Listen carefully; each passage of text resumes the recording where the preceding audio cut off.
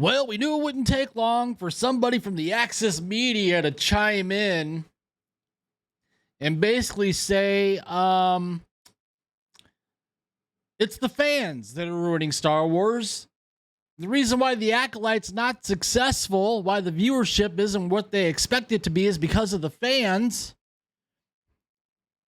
You know, it's not Kathleen Kennedy, it's not Dave Filoni, it's not former assistant to Harvey Weinstein, Leslie Headland. They're not the reason why The Acolyte is a steaming pile of crap. It's the fans. It's the fans' fault. It's been the fans' fault for the last 10 years.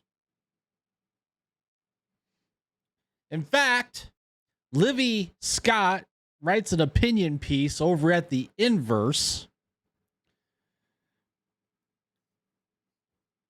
The Acolyte isn't ruining Star Wars, you are.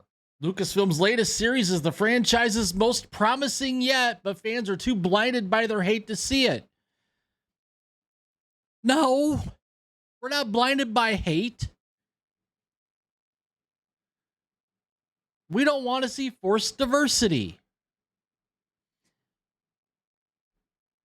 We don't want to see twins that have been conceived by lesbian witches.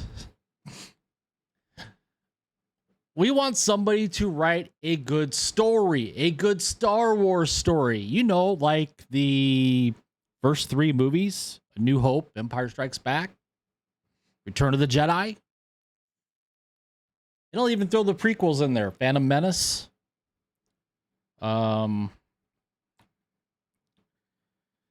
Revenge of the Sith.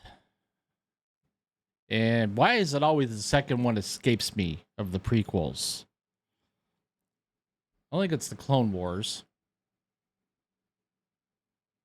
That one always escapes me. But anyway. So she writes here in her article, no one hates Star Wars more than those who claim to be Star Wars fans. Right off the bat,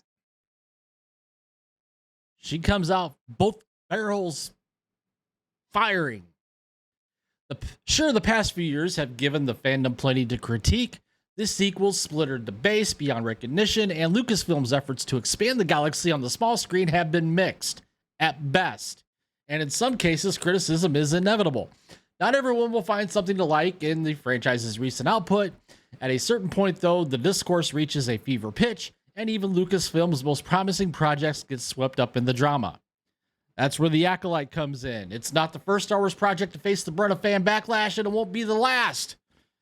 But the new live-action series is also one of the best additions to the galaxy far away in a long time, embracing decades of nostalgia while also thinking critically on the franchise's legacy.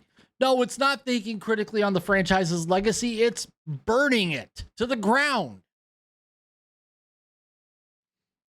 Case in point, Phantom Menace. Anakin. They basically took the Anakin story, you know, the immaculate conception of Anakin Skywalker. And what did they do? Well, in episode 3 of The Acolyte, the twins, one good and one evil, were conceived by lesbian witches. Very similar story.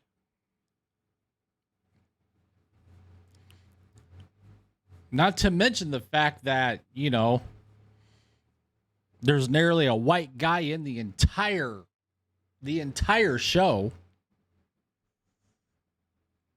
Well, there was one, but they poisoned him in the first episode.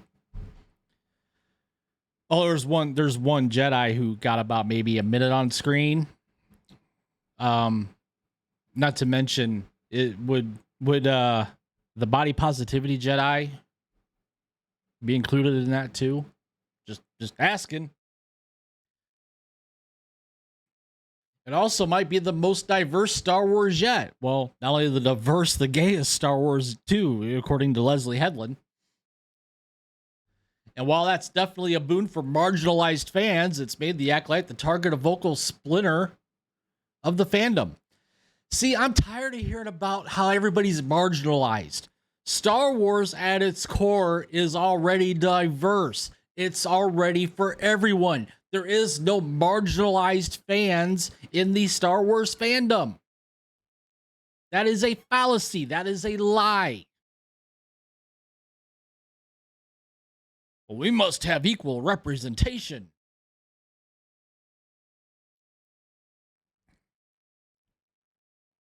Whether you know them as the Fandom Menace or a cluster of blue checkmark users on Twitter, now X, it's impossible to escape their orbit. The same folks that review bombed diverse swings like the Marvel's Eternals and Lord of the Rings prequel, Rings of Power, have now set their sights on The Acolyte. To hear them tell it, the series is the worst thing that's ever happened to Star Wars, and its showrunner Leslie Headland, former assistant to Harvey Weinstein, is just as fiendish as Lucasfilm president Kathleen Kennedy. She is. She wrote a piece of crap. She created a piece of crap. She directed the first 2 episodes, piece of crap. And Kathleen Kennedy signed off on it. So did Dave Filoni. They know they're pushing an agenda. They know this isn't Star Wars. To them, the Acolyte's woke agenda is something to be feared. It's ruining Star Wars. It's poisoning pop culture itself. It needs to be stopped by any means necessary.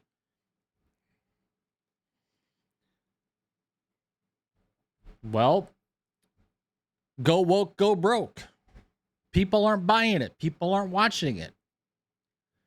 We realize how ridiculous this all sounds, right? God, I hope so. But if not, let's try this. The Acolyte is not actually ruining Star Wars, but the bigoted backlash is definitely ruining the fun for everyone else. There it is, folks. If you don't like The Acolyte, you're a bigot, misogynistic, every ist, ism, and phobe under the book, under the sun. They always go back to that.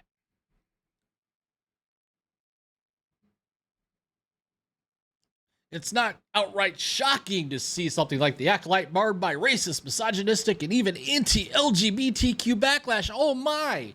That Star Wars devotees would share multiple bad faith treatises about the series on YouTube or tank its audience score on Rotten Tomatoes. It's just par for the course at this point.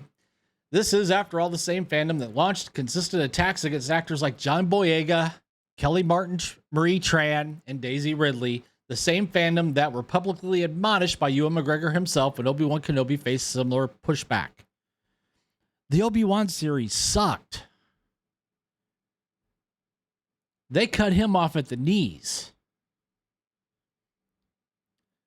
The problem is nothing has changed. In the 10 years since this vocal minority suddenly cried out against diverse casting and more nuanced storytelling,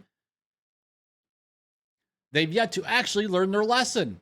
Their arguments are bleeding into even the casual discourse surrounding The Acolyte. Comments on set, design, and screenwriting have turned into misogynistic microaggressions against Headland. Even critiques on the series have been weaponized by its haters. There's no room for nuance when it comes to The Acolyte. You either stand with the series, flaws and all, or you're irrevocably against it.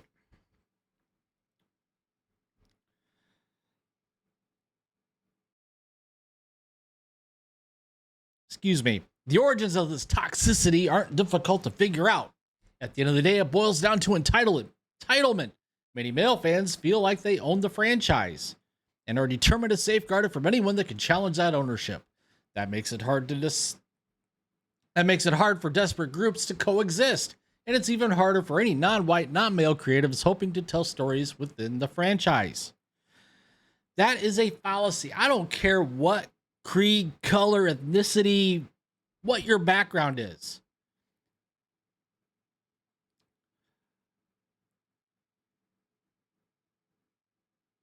You need to tell a story and not force the diversity, not just so you can check off a bunch of boxes.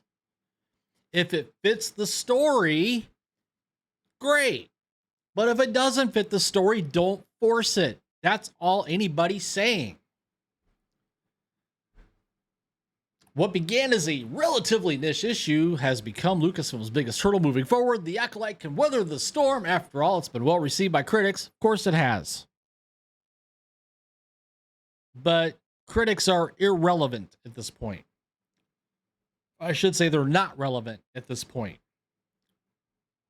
But what about the fandom and its relationships to those guiding the franchise now?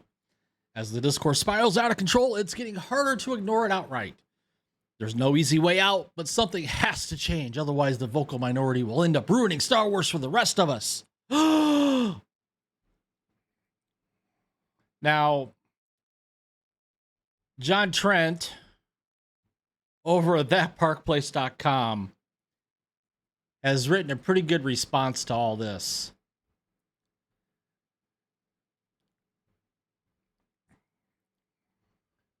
The article gets outright laughable at one point when Scott writes, comments on the set design and screenwriting have turned into misogynistic microaggressions against Headland. Even critiques on the series have been weaponized by its haters. After making all these accusations, he then declares that the true culprit behind the criticism of Star Wars is male entitlement.